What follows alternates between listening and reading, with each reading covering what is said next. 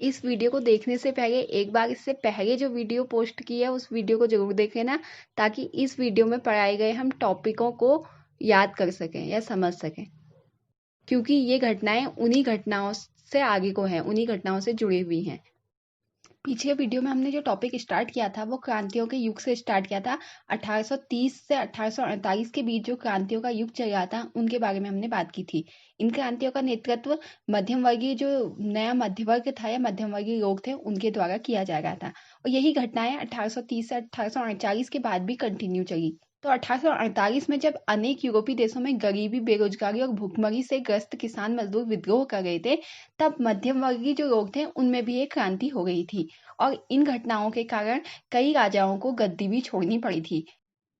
Europe के अन्य भागों में भी जहां अभी तक स्वतंत्र राष्ट्र राज्य नहीं बने थे, क्योंकि हमने पढ़ा है कि यूरोप में जो राष्ट्र या राज्य जो अभी हैं, पहले वहां क्या थी, केवल वो शासक के अधीन थे या वो सूबे थे, प्रांत थे। तो हर जगह पर ऐसे ही सूबे और प्रांत बटे हुए थे। तो ये लोग जहां अभी तक स्वतंत्र राष्ट्र राज्य अस्तित्व में नहीं आए थे या नहीं बने थे, जैसे Germany, Italy, Poland, Austro Hungarian साम्राज्य, यहाँ भी उदारवादी जो मध्य वर्ग था उनमें क्रांति होने लग गई थी, और वो राष्ट्रीय एकीकरण यानी कि अपने इलाके को जोड़ने की बात कर रहे थे।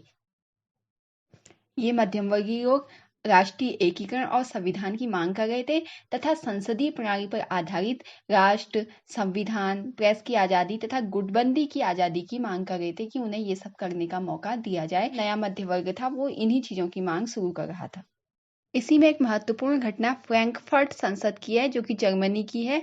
इस घटना को ध्यान से सुनेंगे और ये बहुत इंपॉर्टेंट क्वेश्चन भी है। जर्मनी में ऐसे कई राजनीतिक गठबंधन थे जिनके सदस्य मध्यम वर्गीय लोग, जो कि व्यापारी थे या फिर प्रोफेसर थे या फिर धनी लोग थे, वो हुआ करते थे। और उन्होंने क्या किया कि फ्रैंकफर्ट शहर में एकत्रित होकर एक जर्मन असेंबली के लिए वोट करने का फैसला किया। ठीक है, तो 18 मई 1848 को 831 चुने हुए प्रतिनिधियों ने जश्न मनाते हुए एक जुलूस निकाला और फ्रैंकफर्ट पार्लियामेंट में चल पड़े, जिसका आयोजन सेंट पॉल की चर्च में किया गया था, क्योंकि जिनका कार्य क्या था, एक जर्मन राष्ट्र को के लिए संविधान को तैयार करना।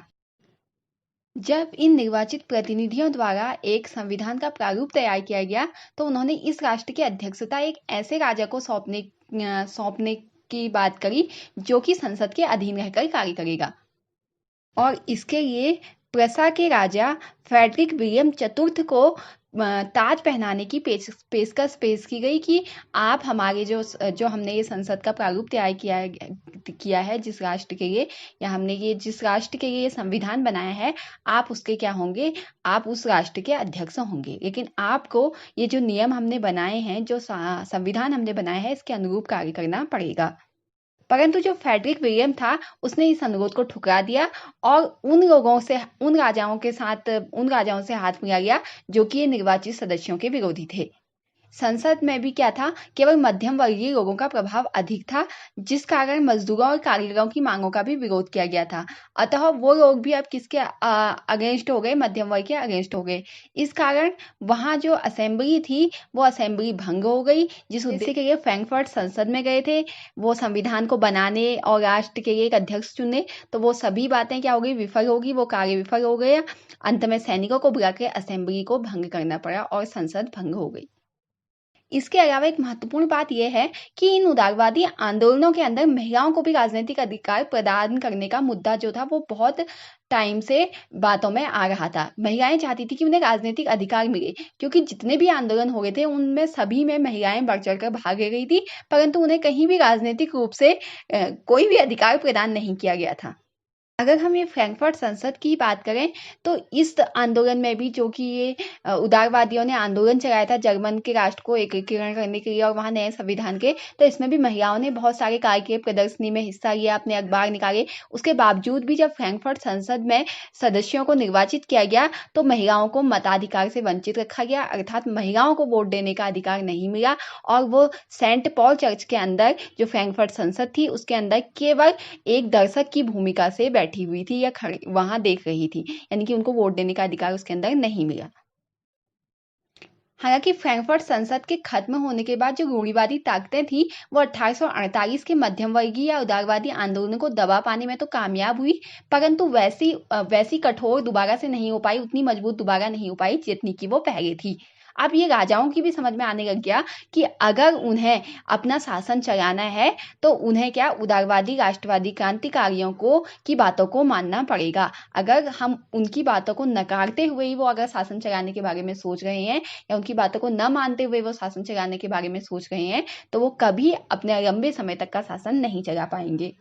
कारण 1848 के बाद के वर्षों में मध्य और पूर्वी यूरोप की निरंकुश राजशाहियों ने उन परिवर्तनों को आरंभ कर दिया जो कि पश्चिमी यूरोप यानी कि फ्रांस साइड को 1815 के बाद शुरू हो गए थे। 1815 के बाद आपने नेपोलियन को देखा होगा, नेपोलियन ने कई प्रशासनिक सुधार किए थे और उसने सभी लोगों को समानता भी दी थी। तो यही कार्य अब मध्य और पूर्वी यूरोप में भी होने लगे। इसी प्रकार हैब्सबर्ग अधिकार वाले क्षेत्रों में और रूस में भू दासत्व और बंधुआ मजदूरी को समाप्त कर दिया गया। और फ्रैंकफर्ट संसद से जुड़ी हुई एक महत्वपूर्ण घटना और आती है, जर्मनी की घटना। जर्मनी का निर्माण किस प्रकार हुआ, ये अब एक महत्वपूर्ण घटना है, इसको ध्यान से पढ़ेंगे। जर्मनी की कहानी भी आती है तो इसको भी ध्यान से समझने का प्रयास करेंगे। ठीक है, जर्मनी में क्या था, जर्मनी को आपने नेपोलियन, अगर आपको याद होगा तो नेपोलियन के बाद वियना संधि में भी एक महत्वपूर्ण पॉइंट ये था, जर्मनी की पहचान नेपोलियन द्वारा बनाए गए 39 राज्यों के संघ के रूप में की गई थी। यह आपने वियना संधि का एक महत्वपूर्ण पॉइंट में देखा है। तो 1848 के बाद यूरोप में रूढ़िवादी ताकतें अपने को बढ़ावा देने के लिए, अपने को मजबूत बनाने के लिए जो राष्ट्रवादी लोग थे या जो मध्यम वर्गीय उदारवादी लोग थे उनकी बातों को मान रहे थे, उनकी भावनाओं का इस्तेमाल कर रहे थे। इससे पहले भी फ्रैंकफर्ट संसद में आपने देखा कि किस तरह राजा और सेना की मिलीजुली ताकतों ने जर्मनी के मध्यम वर्गीय आंदोलन को दबा दिया था और उसको समाप्त कर दिया था।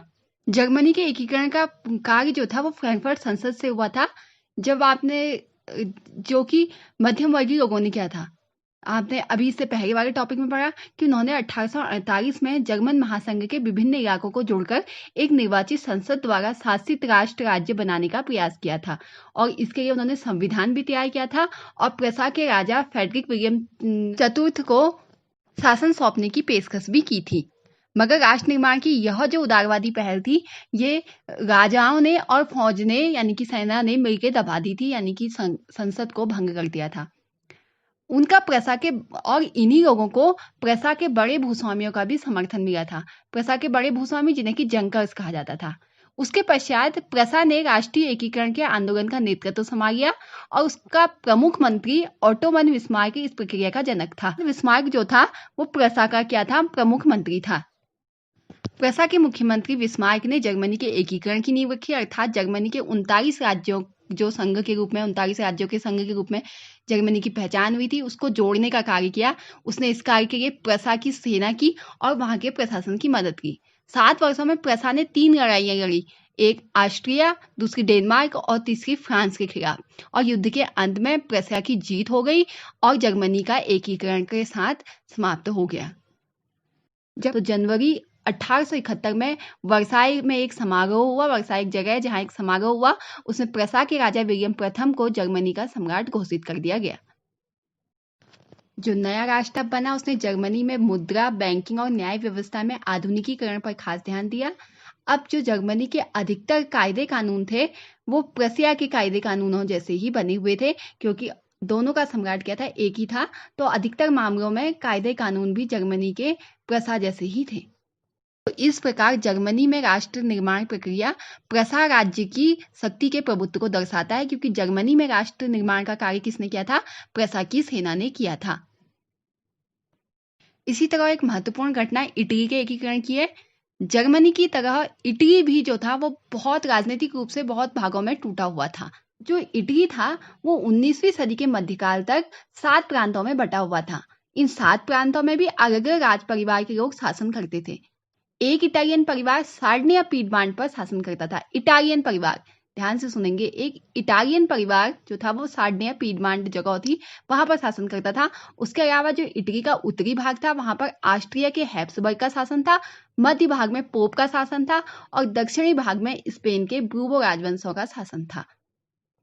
तो इस प्रकार देख सकते हैं कि जो इटली था वो विभिन्न राजाओं के अधीन था, यानी कि वहाँ विभिन्न प्रकार के राजा शासन करते थे और इसी कारण उनको में क्षेत्रीय और स्थानीय विविधताएं भी मौजूद थी।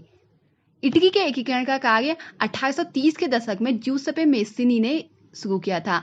आपको ध्यान होगा जूसेप्पे मेस्सीनी जो था वो इटली का एक क्रांतिकारी था जिसने यंग इटली और यंग यूरोप की स्थापना भी की थी। इटली के एकीकरण को चाहता था, इटली का एकीकरण करना चाहता था। इसके लिए उसने बहुत सारे गुप्त संगठन भी बनाए थे। परंतु 1831 से 1848 में सभी क्रांतिकारी विद्रोहों की असफलता के बावजूद अब जो इटली के राज्यों को, इतावली राज्यों को जोड़ने की जिम्मेदारी थी वो केवल एक इतावली राज परिवार जो कि सार्डिनिया पीडमांट में था उसके शासक विक्टर इमैनुएल द्वितीय पर आ गई थी। अब उसकी ये जिम्मेदारी थी कि वो इटली के सभी भागों को आपस में जोड़े और इटली के एकीकरण का कार्य करे। उसके मंत्री कावूर ने इटली के प्रदेशों को एकीकृत करने वाले आंदोलनों का नेतृत्व किया। कावूर न तो क्रांतिकारी था और न ही जनतंत्र पर विश्वास रखने वाला, परंतु फिर भी उसने इटली के एकीकरण में एक महत्वपूर्ण भूमिका निभाई। उसने फ्रांस से एक चतुर कूटनीतिक संधि करके 1859 में ऑस्ट्रिया की सेना को हरा दिया। ऑस्ट्रिया का शासन कौन से भाग में था? इटली के उत्तरी भाग में। इस लड़ाई में सैनिकों के अलावा कई सशस्त्र स्वयंसेवकों ने भी भाग लिया जिनकी अध्यक्षता जूसेप्पे गेरिबाल्डी ने की। 1859 के मार्च के महीने में दक्षिण इटली और टू सिसिली के राज्य की ओर गए, जहां पर से बूर्बोन राजाओं को हटाने के लिए उन्हें वहां के स्थानीय जो किसान थे उनका समर्थन मिला और उन्होंने स्पेनिश शासकों को, बूर्बोन शासकों को वहां से हटा दिया। और इसके बाद 1861 में विक्टर इमैनुएल द्वितीय को एक समग्र इटली का राजा घोषित कर दिया गया और इस प्रकार इटली के एकीकरण का कार्य भी संपन्न हुआ। जो पहले 7 प्रांतों में बटा हुआ था और अलग अलग राज परिवारों के अधीन था, अब वो पूरा एक इटली बन गया और एक समग्र इटली बन गया और उसका राजा बन गया विक्टर इमैनुएल द्वितीय। इसी प्रकार एक महत्वपूर्ण घटना जो है वो यूरोप के एक महत्वपूर्ण राष्ट्र की भी है जो कि है ब्रिटेन। ब्रिटेन की भी ऐसी अजीबोगरीब कहानी है। 18वीं सदी से पहले जो ब्रिटेन था वो अलग नस्लों में बटा हुआ था। वहाँ अलग नस्लों के लोग थे और इनकी सांस्कृतिक और राजनीतिक परंपराएं भी अलग थी, जैसे इंग्लिश, वेल्स, स्कॉट और आयरिश लोग। इंग्लिश राष्ट्र के धन संपदा, महत्व और ताकत में वृद्धि होने के साथ साथ ब्रिटिश द्वीप समूहों में अन्य राष्ट्रों पर भी इंग्लिश राष्ट्र का प्रभुत्व बढ़ गया था। इंग्लैंड में वृद्धि के साथ साथ वो जो अन्य जो नस्लें थी उन पर भी वो क्या कर रहा था, उन पर उसका प्रभुत्व बढ़ रहा था। इसीलिए 1688 में उसने आंग्ल संसद से राजतंत्र की ताकत छीन ली और इस संसद के माध्यम से ही एक राष्ट्र राज्य का निर्माण हुआ जिसका केंद्र कौन था? इंग्लैंड ही था। इंग्लैंड और स्कॉटलैंड के बीच एक एक्ट बना 1707 में, एक्ट ऑफ यूनियन, और इससे United kingdom of great Britain का गठन हुआ। इससे इंग्लैंड ने स्कॉटलैंड पर भी अपना प्रभुत्व जमा दिया। अब जो ब्रितानी संसद थी उस पर केवल आंग्ल सदस्यों का, यानी कि इंग्लैंड के लोगों का ही दबदबा था। जैसे जैसे ब्रिटिश पहचान बढ़ने लगी, इंग्लैंड का दबदबा बढ़ने लगा, उसका खामियाजा किसको भुगतना पड़ा? स्कॉटलैंड और आयरलैंड को। उनकी संस्कृति दबते चली गई। अब उन लोगों को अपनी भाषा बोलने, अपने पारंपरिक परिधान पहनने की भी मनाही थी। उन्हें इंग्लैंड की भाषा, उन्हीं की संस्कृति को, उन्हीं की भाषा का प्रयोग करना पड़ता था। आयरलैंड की भी कुछ ऐसी स्थिति हुई। एक ऐसा देश था जहां कैथोलिक और प्रोटेस्टेंट के बीच में झगड़ा होते रहता था, लेकिन वहां कैथोलिक की संख्या ज्यादा थी, लेकिन इंग्लैंड की मदद से प्रोटेस्टेंट ने अपना दबदबा बना दिया, क्योंकि इंग्लैंड में प्रोटेस्टेंट लोग ज्यादा थे और जो वहां के प्रोटेस्टेंट थे आयरलैंड के, उनको इंग्लैंड के लोगों का, इंग्लैंड का सपोर्ट मिला। 1901 में आयरलैंड को जबरदस्ती यूनाइटेड किंगडम में शामिल कर दिया गया और एक नए ब्रिटिश राज्य के निर्माण का कार्य प्रारंभ हुआ, जहां इंग्लिश संस्कृति को सभी निचली जातियों के ऊपर जबरदस्ती थोपा जाने लगा और सभी जो पुराने नस्ली लोग थे वो इस नए यूनियन के केवल दर्शक बनकर रह गए, क्योंकि उनके पास उन स्थितियों को मानने के अलावा भी कोई रास्ता नहीं था। ये तो थी जर्मनी के, इटली के और ब्रिटेन के एकीकरण की घटनाएं। ऐसी घटनाएं यूरोप के विभिन्न देशों में हो रही थी। विभिन्न देश जो कि उस समय अलग अलग राजाओं के अधीन थे, वो अपने एकीकरण का कार्य कर रहे थे। उदारवाद, न्याय और प्रजातंत्र जैसी अमूर्त भावनाओं को दर्शाने के लिए जो कलाकार थे वो किसका इस्तेमाल कर रहे थे? अपनी इमेजिनेशन का प्रयोग कर रहे थे और एक महिला की तस्वीर के रूप में उसका इस्तेमाल कर रहे थे। जैसा कि आपने शुरुआत में ही देखा, जो चित्र था उसमें एक न्याय की देवी बनाई गई थी, जो सबको क्या दे रही थी, न्याय दे रही थी, सबको आज़ादी स्वतंत्रता दे रही थी। तो ये कार्य यूरोप में हर जगह पर हो गया था, विभिन्न जगहों पर हो गया था। फ्रांस में राष्ट्र को मेरियन का नाम दिया गया। जो मेरियन था वो ईसाई महिलाओं के लिए उस समय एक लोकप्रिय नाम था। और मेरियन के चरित्र चित्रण के लिए, यानी कि उसको दिखाने के लिए प्रजातंत्र का प्रयोग किया गया है। जैसे प्रजातंत्र के मतलब जो प्रजातंत्र के प्रतीक उस समय माने जा रहे थे, जैसे लाल टोपी, तिरंगा, कलगी, कलगी मतलब जिसको हम कहते हैं ना सर में पहनने वाली कलगी, उसका इस्तेमाल किया जाने लगा। और उसे घर घर में प्रसिद्ध करने के लिए, लोगों को उसके प्रति जागरूक करने के लिए उसकी मूर्तियां बनाई गई। जो टिकट थे और जो सिक्के थे उन पर भी उसी की मूर्ति को छापी गई। इसी प्रकार जर्मनी में भी जर्मेनिया के नाम से एक राष्ट्र का प्रतीक बनाया गया।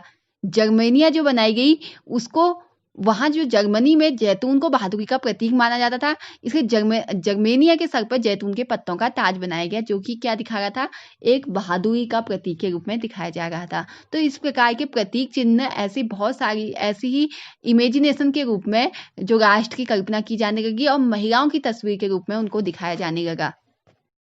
आप चित्र देखेंगे तो आप पाएंगे कि किस प्रकार मेरियान और जर्मेनिया को दिखाया गया है।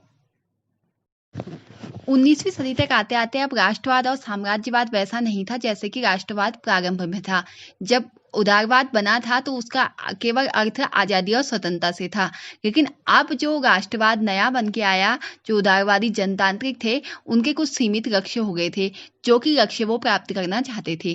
और उसके विपरीत जो रूढ़िवादी थे या साम्राज्यवादी थे, वो क्या चाहते थे, साम्राज्य चाहते थे। साम्राज्यवाद का मतलब आपको पता होगा कि विभिन्न राज्यों को अपने अधीन करना। तो जो शासन कर रहे थे वो अधिक से अधिक राज्यों को अपने अधीन करना चाहते थे। और जो राष्ट्रवादी लोग थे, उदारवादी लोग थे, वो क्या चाहते थे, एक अलग से राष्ट्र की कल्पना कर रहे थे, जहां उनको विभिन्न अधिकार मिले, उनको आज़ादी मिले, उनकी स्वतंत्रता मिले, और उनको विभिन्न प्रकार के मतलब समाज में उनको समान कुछ अधिकार दिए जाएं।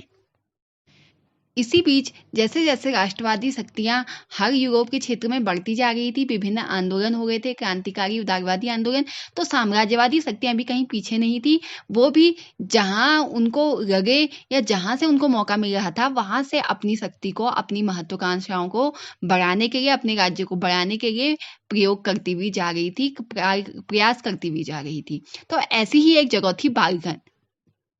बाल्कन जो था वो भौगोलिक और नस्ली विविधता वाला क्षेत्र था। वर्तमान में जिन जिन देशों का नाम रोमानिया, बुल्गारिया, अल्बेनिया, यूनान, मैसेडोनिया, क्रोएशिया, सर्बिया, ऐसे ये जगह हैं, ये पहले उसी क्षेत्र में शामिल थे। इस क्षेत्र के निवासियों को आमतौर पर स्लाव पुकारा जाता था।